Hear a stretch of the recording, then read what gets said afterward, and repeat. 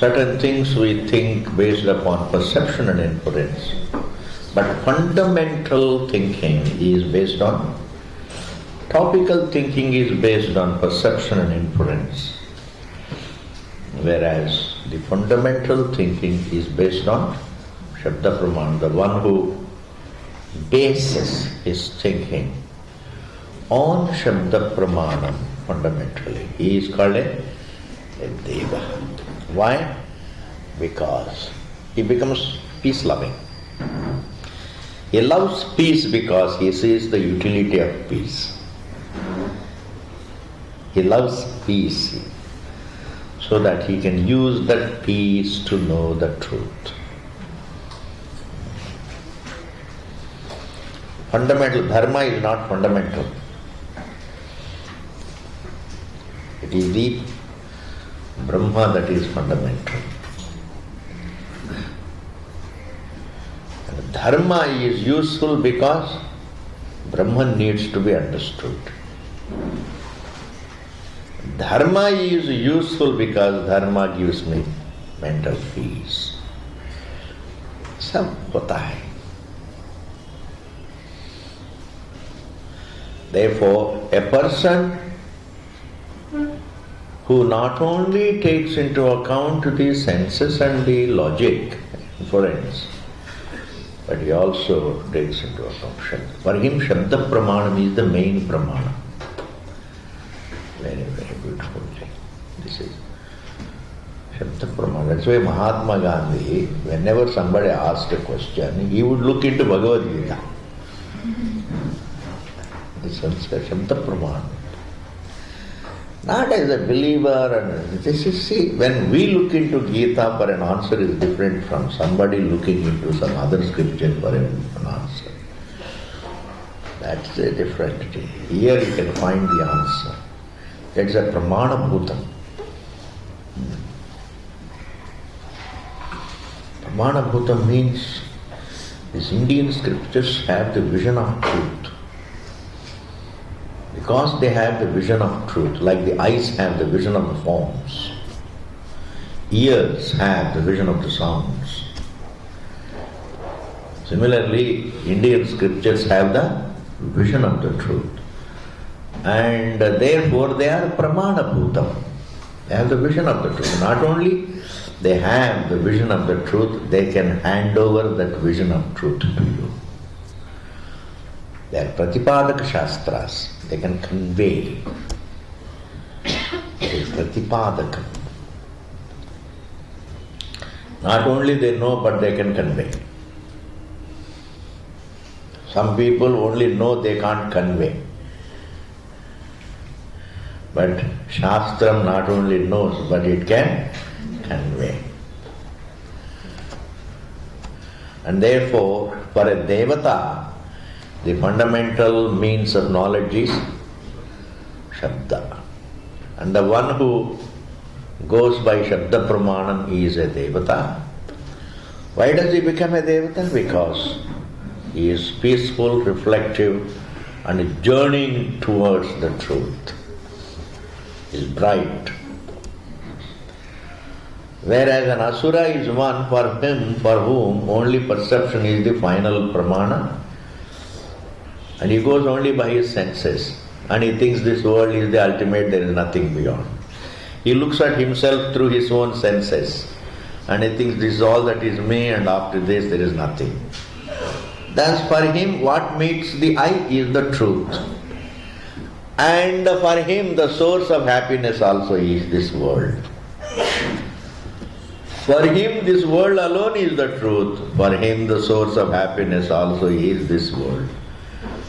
And once you look upon this world as the sole source of happiness, then you would like to acquire it by any means. Compromise begins. Do you know why there is problem?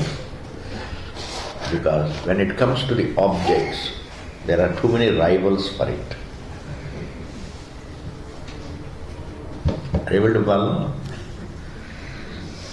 So if I have to reach the object before others reach, then I have to run. And in the program, somebody else is also running along with me. I can do something to make him fall down. Yeah. When it comes to the race for objects, you can't be puritanical. You cannot really follow dharma. It is not easy. If objects are my goal alone, if objects alone are my goal, then I cannot follow dharma. This is what some of the rich people say. Swamiji, we cannot be doing both business and also be morally right, etc. Thoda bahut hera pheri karna padta hai. And don't ask us the volume of that thoda. Thoda hera pheri. What is the volume of that thoda? And let us not go into the nitty-gritty details of that thoda.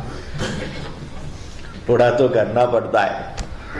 You understand, But once a person goes with Shabda Pramana, then for him the goal is not the wealth, the goal is the truth. Then wealth becomes only a means of survival. He can follow dharma. For whom objects are not the sole goal. For an asura, wealth becomes the sole goal. Because for him the world alone is the truth. For him wealth alone is the source of happiness. There is no other source of happiness. Therefore he says, I must get it somehow or other. I must get the objects that I want, come what may. Why? There is no other source of happiness except money. There is no other source of happiness except wealth. There is no other source of happiness except wine, wealth, women, etc. And in reaching them, I don't mind breaking rules. I am helpless. What can I do? Thus, if the objects are my objective, I cannot be dharmic. Not possible. That very thinking that objects are my objective makes me weak. It destroys my inner strength. It makes me aggressive, not strong. Understand? It makes me aggressive. Looking upon the objects as the sole objective in my life makes me aggressive. Whereas if I look upon the truth as the objective, then it makes me strong and I can resist the temptations of the objects. Then I am not in the race for the objects. I may look for the objects for survival, but I am not in the race. But you cannot be in the race without running. Can you be in the race without hurrying? Hurry is a part of the race. Understand? You cannot be in the race and be relaxed. ऐसा होगा? है सब कुछ नहीं है.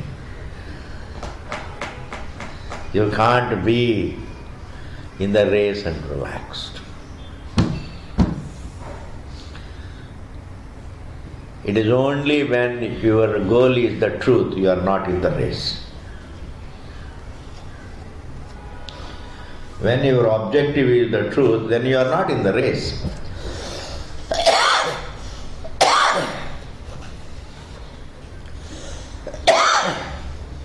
When you are not, very sorry.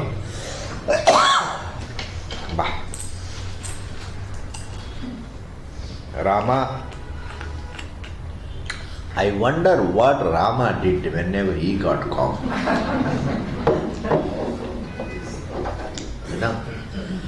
He never told us anything. He just came, killed one Ravana and went away. He never wrote his autobiography. I wish he had written that autobiography. It would have been very useful for us.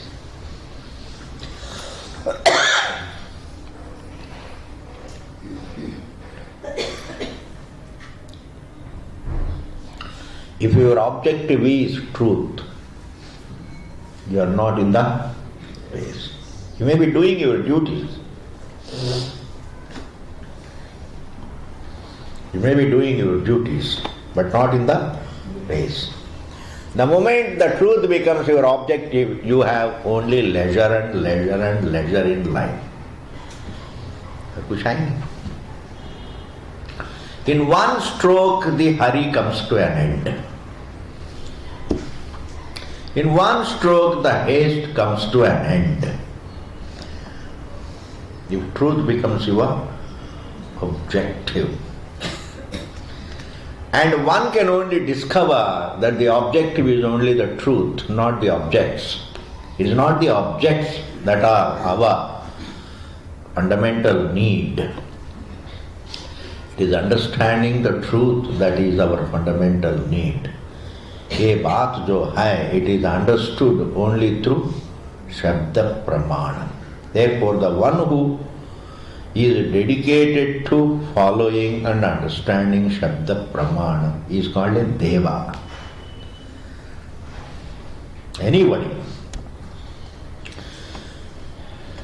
If an elephant also follows Shabda Pramanam, it is Deva. Upadhi doesn't make you a Deva or Asuraji. Body doesn't make a person a Deva or Asura. Effulgent body doesn't make you a Deva. Shining body doesn't make you a Deva. Black body doesn't make you an Asura. A good line of teeth doesn't make you Deva. And protruding teeth like fangs don't make you an Asura.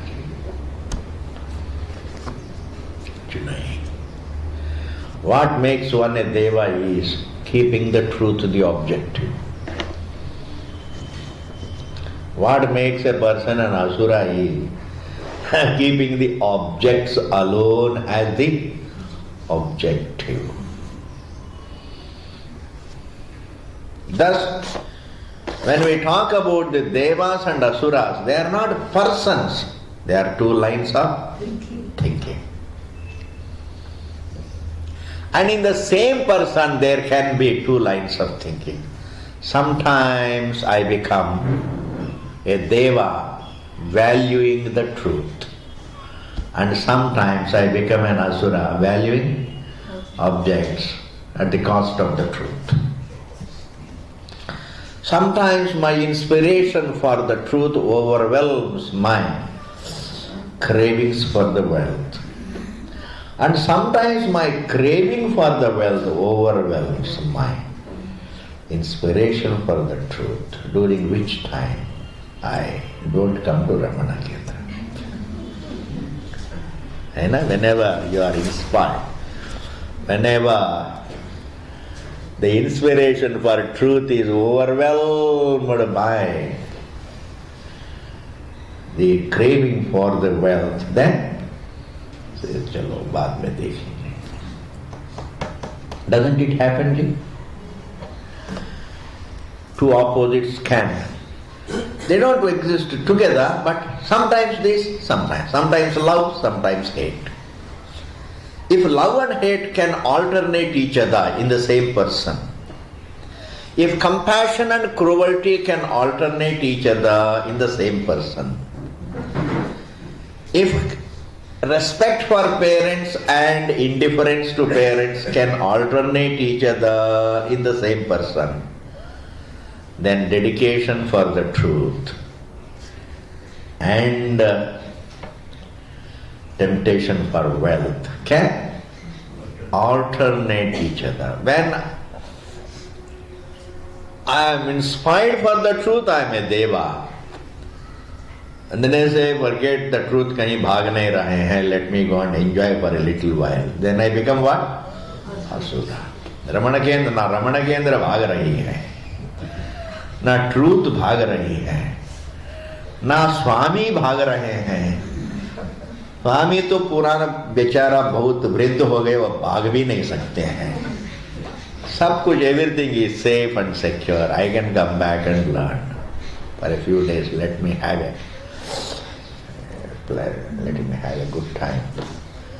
At that time I become what? Asura. Thus, they are not two temperaments, they are two deliberate lines of thinking.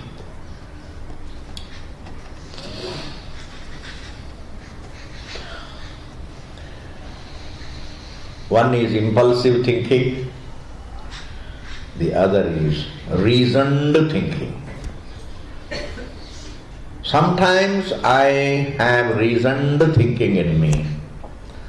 Sometimes I have impulsive thinking in me. And the reasoned thinking makes me a devata. And impulsive thinking makes me an asura. It's not the color of the body. It's not the nationality, caste, creed or gender. Even gender. Between man and woman, who is a devata? Can you say that? ऐसा कुछ नहीं है. That is why studying Indian scriptures corrects your thinking, really, very beautiful.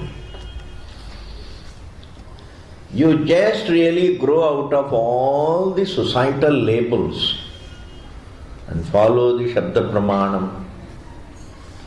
Truth transcends all labels. And if that truth becomes the objective, then labels don't tie you down, Ji. People suffer labels, understand this. And the suffering from labels you can't overcome without being dedicated to the truth, without understanding that the truth transcends all labels. Truth transcends your color, your creed, your caste, your religion, your gender. Otherwise many people say, I am a woman, Swamiji, how can I understand? What is there? Women are flying aircrafts. I think, we have less crashes of the aircrafts flown by women. Why? Because they are very, very sober. They are more practical. They can make better pilots because they drink less, Men drink more. Hey Rama. Therefore, truth is something that is accessible to all human beings. Okay, Ji, they are not there. This is what we are doing now. Let us read the next paragraph. This is Brihadaranyaka Bhashya Ji. Aram se suniye. Try to understand, benefit. Te devascha asurascha. These devatas and asuras. Devas and asuras by the above given definition. These two lines of thinking. Prajapati sharirasthaha. And they are there right in the body of the Prajapati, meaning the senses. And I have already interpreted it. It should mean only the jivas. The various minds are. A mind that follows the line of, a mind that follows Shabda Pramanam is a Deva, and a mind that follows only Pratyaksha and Anumana is Asura. Or we can say, an individual who follows the Shabda Pramanam is a Deva, and an individual who follows only Pratyaksha and Anumana is Asura. That's the. And why he is called Prajapati? Because they are all a part of Prajapati, meaning they are all appearances of the same Prajapati plus an Upadhi is called a Jiva. Every wave is water, Ji. Water plus a form, a wave. The so-called plus.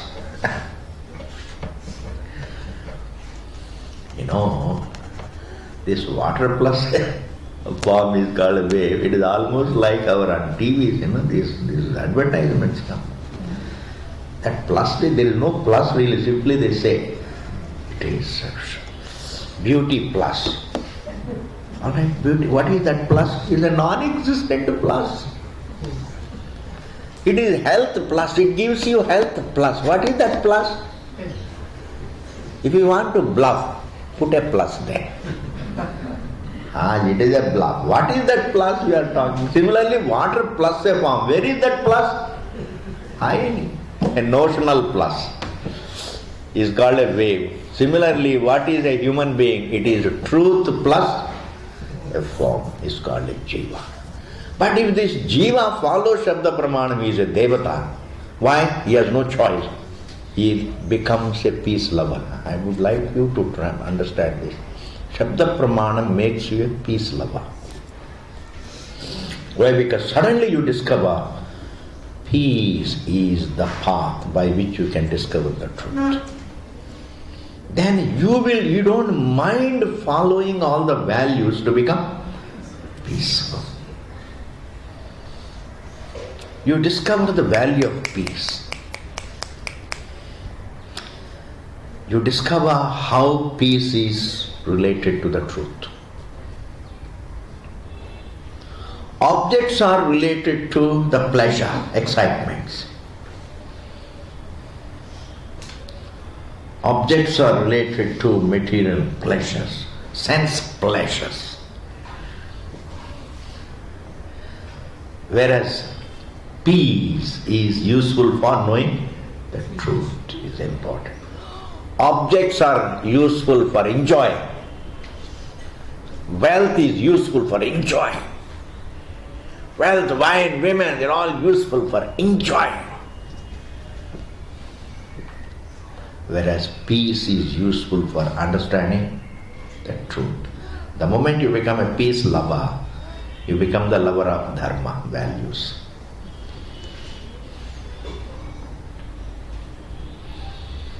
Become a devata. Prajapati sharirasthaha yeshu lokeshu, in these worlds, इस दुनिया में निमित्त भूतेषु, for the objects. Devatas crave for peace. Asuras crave for pleasures, material pleasures. Devatas crave for order. Asuras love to disturb it, disrupt the order. Devatas love the lights. Asuras love darkness so that they can function more effectively. Like thieves, What do they like? Light or darkness? Darkness. Yes. Under the cover of darkness, they do all the mischief. Thus, eshu lokeshu nimitta bhuteshu swabhavika itara karma jnana sadhyeshu. The goals in God's creation, which are both the objects of impulses as well as the objects of worship and upasana, karma jnana sadhyeshu. I would like to translate, understandable to you. The variety of goals. Some are goals which are meant to be enjoyed. Some are goals which convey you to the truth, which take you to the truth. Thus this creation abounds in a variety of goals. It abounds in variety of goals. The goals that are useful for an asura and also useful for deva. Objects are useful for an asura so that he can enjoy them. Peace and values and health and order are useful for devata so that they can use them for truth. In this manner, this God's creation is full of great goals. And asuras try to grab them all. And devatas have to fight for their share. There is always a confrontation between a deva and asura. A devata wants peace and an asura wants to disturb it. Like in your own family, everybody wants peace, and if there is one person who would like to disturb everybody's peace and blackmail them. If you want all your peace back, give me this much of money. And what will you do? Supposing your only son says that. You are 4 brothers, you have a son, and your brother doesn't have any child, and his brother also doesn't have. Out of 4 brothers, only one brother has the only son. So you can't expect him to be a very gentlemanly, very peace-loving person. It's all a headache. Countless wealth is there. So much. And what will he do? He will disturb everybody's peace until you meet his demand. Asura.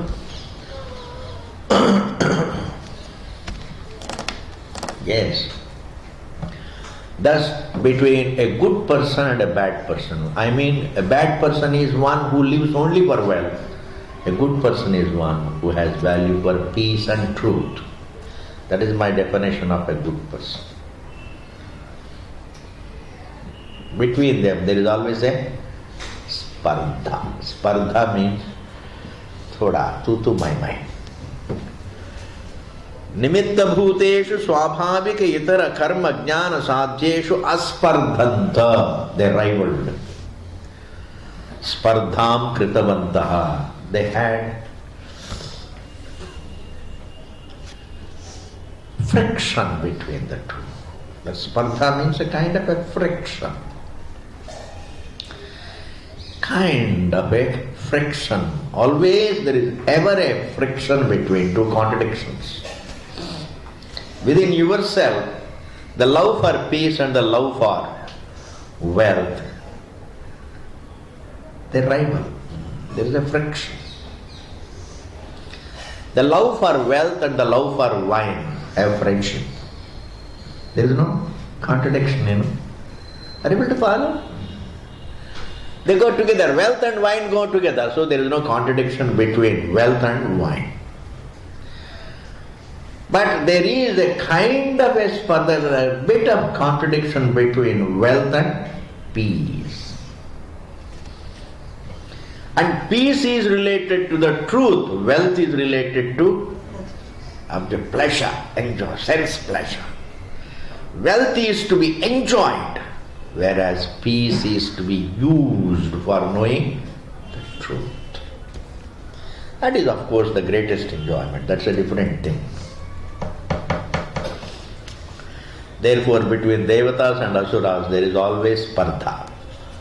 Now, I want to explain this point, Who can withdraw from this confrontation? Tell me. I'm going to think for you. You may say like this, Swamiji, why not devatas withdraw from asuras and live in ekanta? Aisa nahi hota hai, because both of them have to live in the creation. There is only one creation. Where do you withdraw? Because asuras are there everywhere. Devas are there everywhere, and within you is the asura, within you is the deva. How can you withdraw? Therefore, confrontation is unavoidable between good and bad.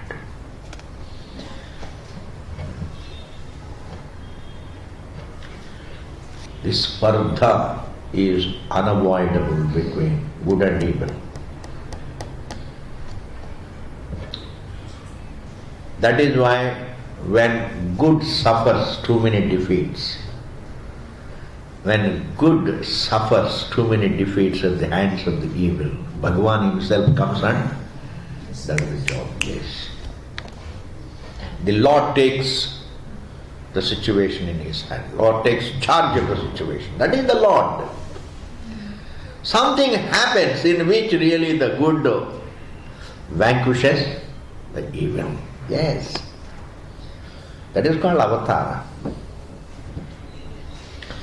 All the devatas, they pray to God to help them.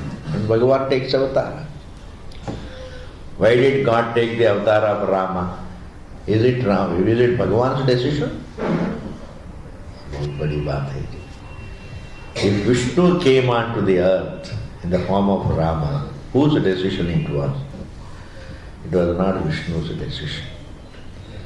It was the prayer of so many people.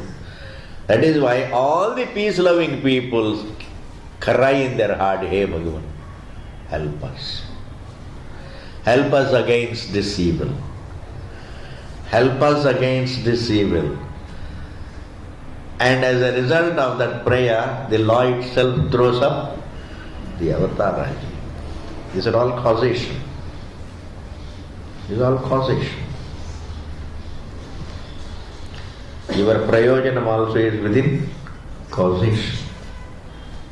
Why did Bhagavan Vishnu come onto the earth? To establish good. That is prayojanam. But that is within causation. Okay. Thus, withdrawal from the evil is not possible. You have to deal with it. And in order to deal with it, we have to take the help of the truth. That is what is going to be the topic. Next line, Ji. Devanam cha asuranam cha. Devas and asuras.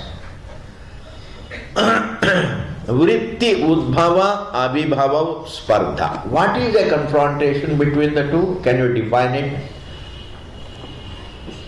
The confrontation between devas and asuras is of this nature. That is, sometimes devas dominate, sometimes asuras dominate. They dominate each other alternately. Now the devas dominate. Now Congress party. Now BJP. It is nothing but that. Spardha. Now devas, now asuras. This trying to dominate others is called confrontation.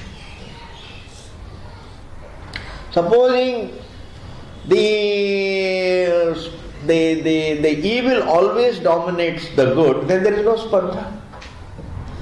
Or if the good always dominates, it is by nature dominates, then also there will be no spardha. Like in Indian politics, there is no spardha. One single party goes on and on and on and on and on. There is no spardha. But between the devas and asuras, there is a spardha.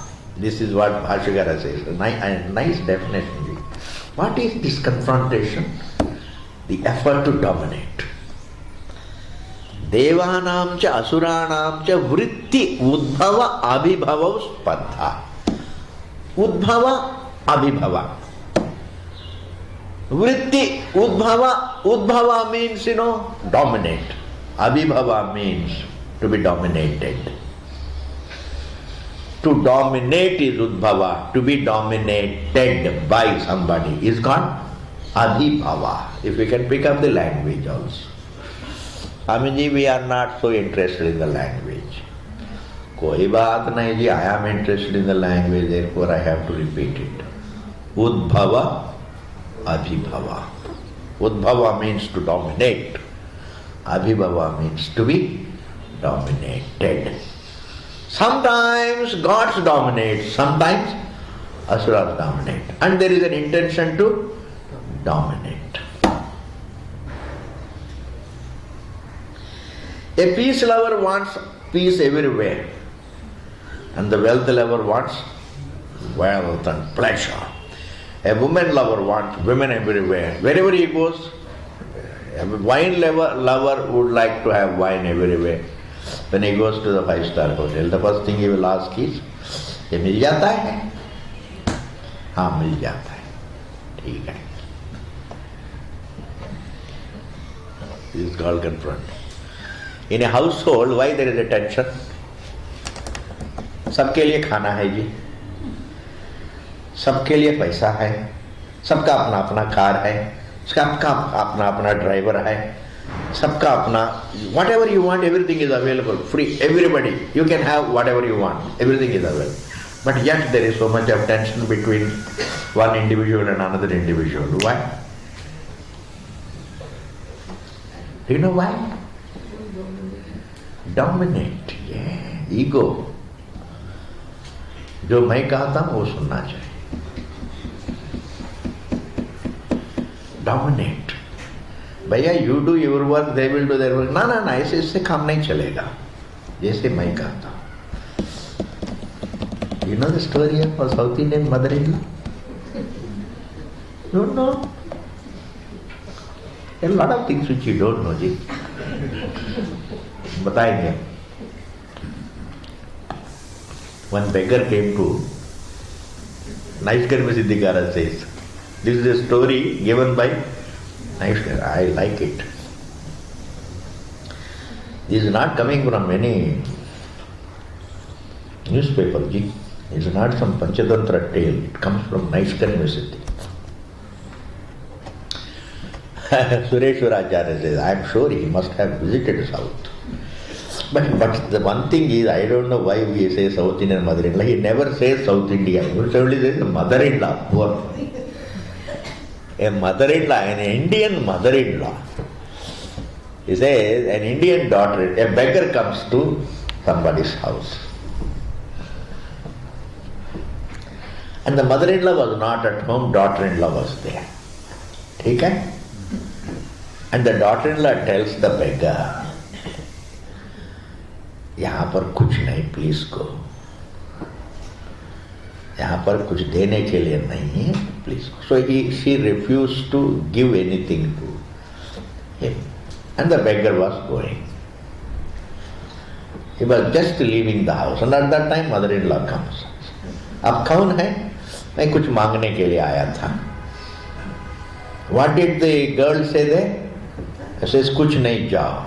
Who is she to tell? Who is she to tell? Who is she to refuse to give you something? I am the head of the family. Come with me. The beggar thought she is going to give me something. The beggar thought the mother-in-law is going to give me something. And after reaching home, she says, who is my daughter-in-law to tell you? Go. I am here to tell you. Go.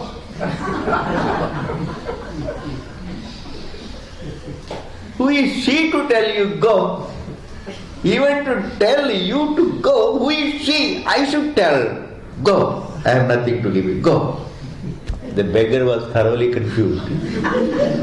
ये क्या चक्कर है? This is what is called dominant. What I say should rule. It is not easy. You live your life, I live my life. In this world ये नहीं चलता है. In every family, everybody wants to dominate. Problem, tension comes. What is politics? Tell me. The essence of politics is what? Trying to dominate, trying to control. Therefore, between devas and asuras, there is spardha. Okay, next line. Kadachit kabhi kabhi शास्त्र जनित कर्म ज्ञान भावना रूपा वृत्ति. कभी कभी a person is influenced by the fundamental vision of the Shastra. That is called Shastra Janita Karma Jnana Bhavana Rupa Vritti. Thinking in terms of the vision of the Shastra. Thinking in terms of the vision of the Shastra. Even though it is Karma and Jnana, ultimately it means the vision. The vision of the Shastra. When a person thinks along the vision of the Shastra, when a person thinks along the topic of the Shastra, then Shastra Janita Karma Jnana Bhavana Rupa Vritti Prananam Udbhavati, it dominates in you. Sometimes you are full of Shastra in you. You think dominantly the topic of the Shastra, the truth. You tat chintanam, tat kathanam, tad anyonya prabodhanam, you think of it, you talk about it, you discuss about it, you read about it. This is what is called tat chintanam, tat kathanam, tad anyonya prabodhanam. It happens, it's just a phase. There is a phase of being seized with the topic of the Shastra. It happens. And when you are seized by the topic of the Shastra, then the Devata in you dominates the Asura in you. The Devata in you dominates. This is what they call. Let us hope the good sense will prevail. What does it mean? Let's hope some Devata will prevail. That inner value for the truth makes you a Deva and dominates. The other things really become subservient. They become quietened. Your temptation for this and that, everything becomes clear. Quietened down. Kadachit Shastra Janita Karma Jnana Bhavana Rupa Vritti Prananam Udbhavati, dominates the living beings. The love for truth dominates the minds sometime. Yadacha Udbhavati, when it dominates the mind. Tada, then. Drishta Prayojana Pratyaksha Anumana Janita Karma Jnana Bhavana Rupa Teshameva Prananam Vrittihi Asuri Avibhuyate. Up to that it means. When your mind is dominated by the vision of the Shastra, the love for Shastra, the love for the truth, your other impulses which have taken root in you, because you value only sense perception and the objects. Those impulses which have taken root based on perception and mere objects, avibhuyate becomes dominated, means they subside. When your love for the truth dominates your mind, your impulses for the world subside. Within oneself, you're not talking about another person. In every individual, there is both Deva and Asura. Supposing we interpret, differently. Sometimes, some people are Devas and some people are Asuras, and therefore between them there is a confrontation. No, that's all wrong. That is not what our scripture says. In every individual, there is a Mahabharata. In every individual, there is a Spardha. When your values are good, your right values dominate, wrong values subside. When your wrong values dominate, your right values subside. And therefore, whenever you have a problem with your husband or children or anything, just wait for some time. Invoke the Deva. You just pray to God. The proportion changes. Suddenly they start thinking a little differently. I was told by somebody, a few months ago, it's very, very important piece of information. Even 10 grams of less weight, losing even 10 grams of weight can make a big difference to your heart. Did you hear that? Losing even 10 grams can make a difference. Or adding even 10 grams more it can cause a problem. Like in a balance, you put 1 grain of sugar, it will go down. Now it is in balance. Put just 1 or 2 grains of sugar, and that's right, goes. In that manner, when there is a problem in a household, just wait with a prayer, and if there is a little change in the mind, it can mean a lot. It will be all right. Tension will go, confrontation will go, peace can come back. Yes. Thus, it is in the same person.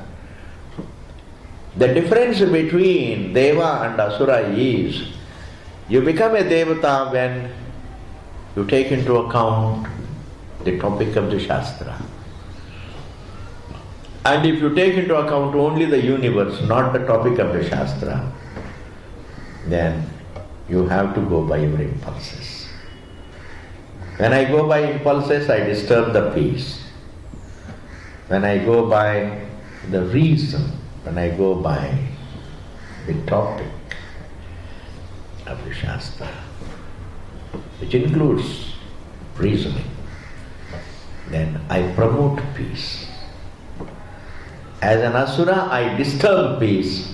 As a Deva, I promote peace. There is no other way. And you cannot become a Devata without taking into account the topic of Shastra. It's not merely compassion. It's not merely the common sense values.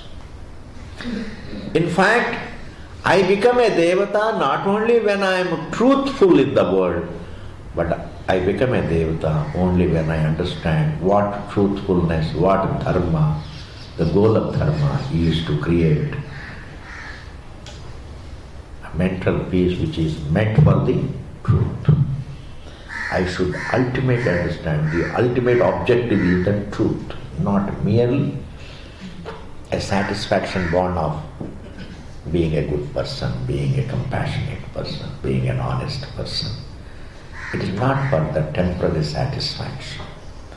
A good man follows values not for mere satisfaction. A good man follows values because that is how he will be helped to know it. I want in all my teachings, even though it may take time for the people, even if there are few people to understand, it doesn't matter to me. But in this country, you must help people to follow good values in order to know the truth, rather than just follow values to get some simple satisfaction. It is not for simple temporary satisfaction. If you can make people connect values to truth, you have really done a great job in this world. Connecting right values and right attitudes to the truth is the greatest part of the teaching. Because people should not just be good and then leave it at that. No. Your goodness you must use to know the truth. Your mental peace you must use to know the truth. Your sense of duty must be used to know the truth. All the good things in life, including your wealth, you should connect it to the truth. Things become valid when they are connected to the truth. Things lose validity when you don't connect them to the truth. Are you able to follow what I am saying? Yes. Even if you don't follow, you can still say, yes, we follow. But my inner satisfaction. Okay, the next. Teshamev prananam vrittihi asuri abhibhuyate sa devanam jayaha.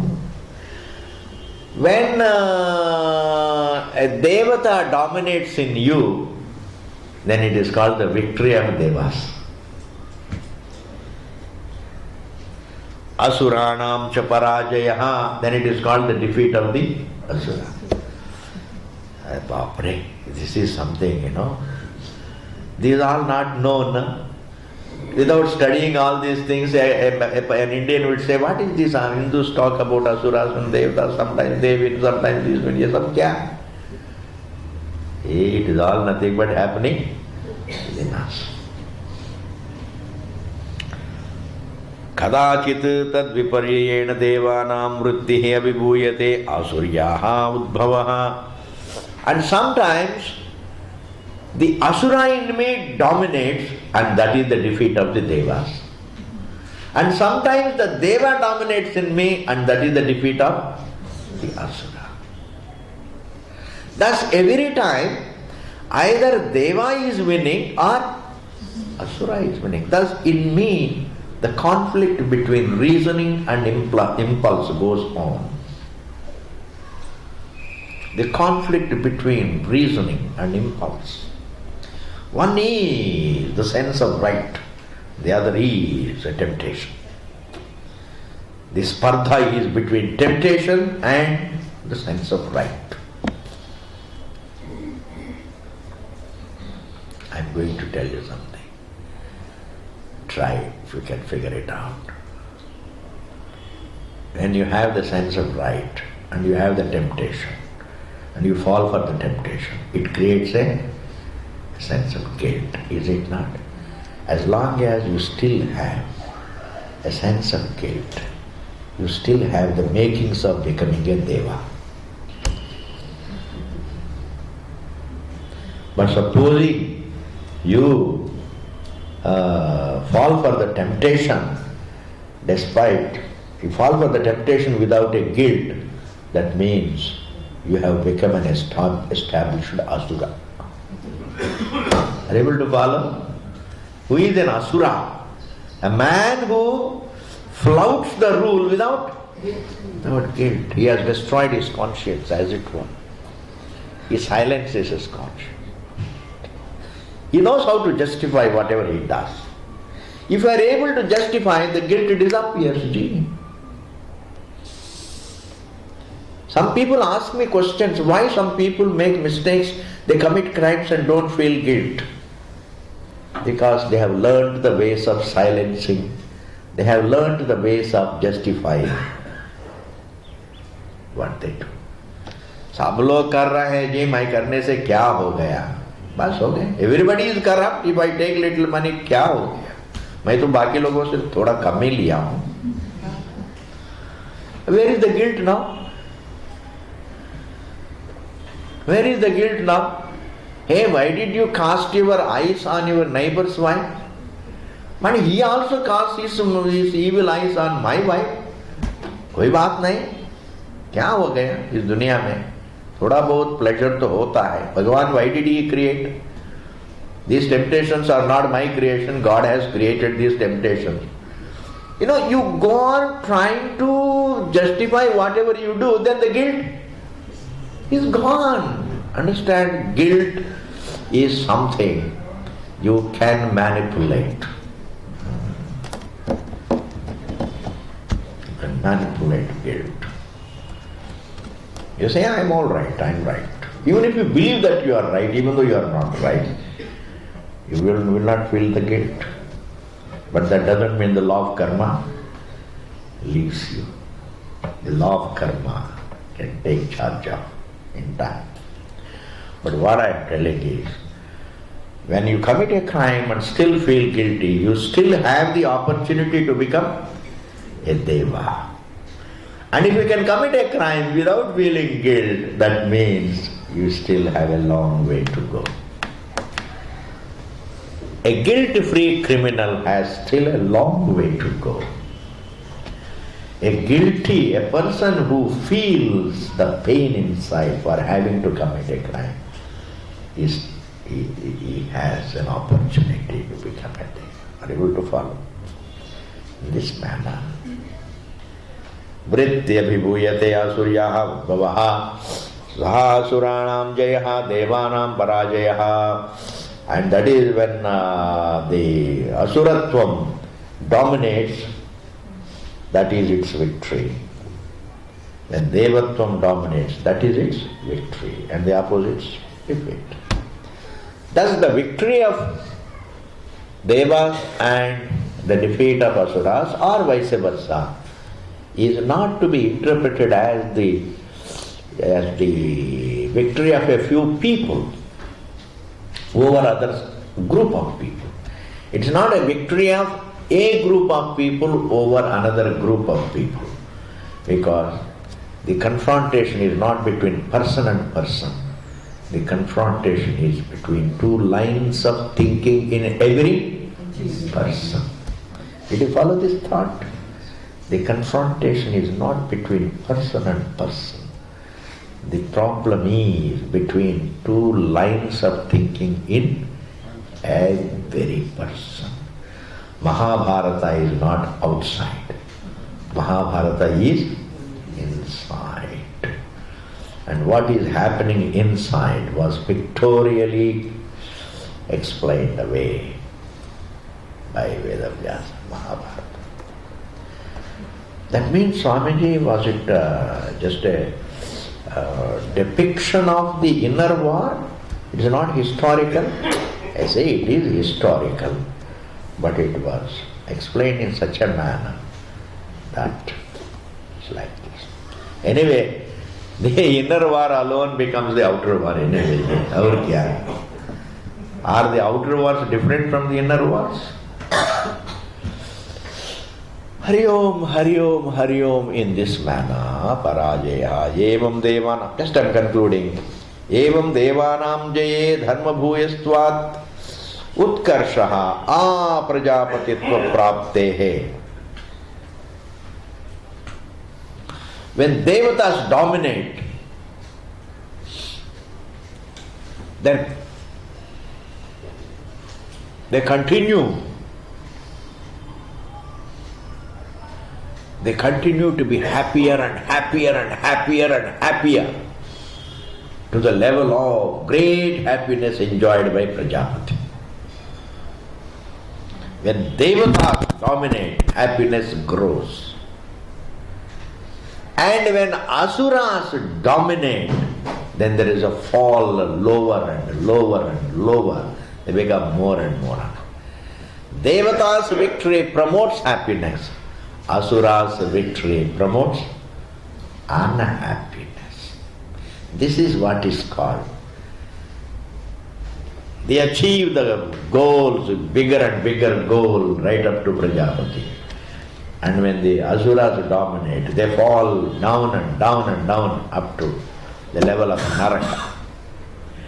Thus, Evam Devanam Jaye Dharma Bhuyastvat Utkarshaha A Prajapatitva Prapte Asura Jaye Adharma Bhuyastvat Apakarshaha A Sthavaratva Prapte. When an Asuratvam dominates, man can become a tree, a plant, an insect. Swamiji, is it possible? Why not? Anything is possible. Kya ho gaya? After all, a conscious being, now I am asking a question simply. It's over. There is a crystal, colorless crystal. If it can assume yellow color, can't it assume blue color?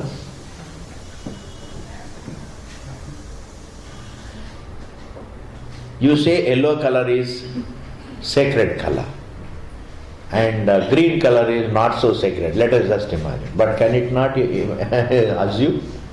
It can assume a green color, it can assume yellow color, it can assume blue color, it can assume not so good color, sacred color, unsacred color, because it is colorless. Similarly, you can take human body or an insect body. Why? Because you yourself are like a pure crystal. And a pure crystal can assume any form. The formless can assume any form. But a given form cannot assume other forms. Simple common sense. Very simple truth. The formless can assume any form. And therefore, if somebody says, Swamiji, I have done wrong things, do you think that I can be born again as a... You can go back? Yes. One can change. Having become prosperous, can't you become poor? Can't you become prosperous? In fact, you having become prosperous, you can again become poor, poorer than what you are. हो जाता है ना कभी. Going ahead is possible, stagnation is possible, retrogression also is possible. All the three are possible. Om Purnamadaha Purnamidam Purnat Purnamudachyate Purnasya Purnamadaya Purnameva Vasishyate. Om Shanti Shanti. Rama